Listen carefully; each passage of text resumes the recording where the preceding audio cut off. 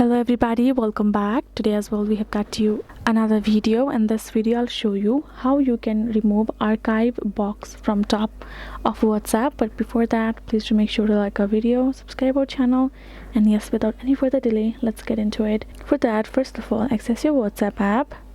So you can see if I scroll a bit, I'll be able to check out that archived, right? So that particular shows up whenever we archive any chats and just stays on your chat. So if you want to remove it, what you have to do is simply, first of all, tap on your archived, and now you will find your archived text, right? Simply go ahead, tap on this edit option on top right, and then you will find this option of edit archive settings. Simply go ahead, tap on this edit archive settings. Now right over here you can see we will have all of these settings regarding our archived chats. You have to simply come over here and have to turn this option off, keep chats archived. You can see archived chats will remain archived when you receive a new message.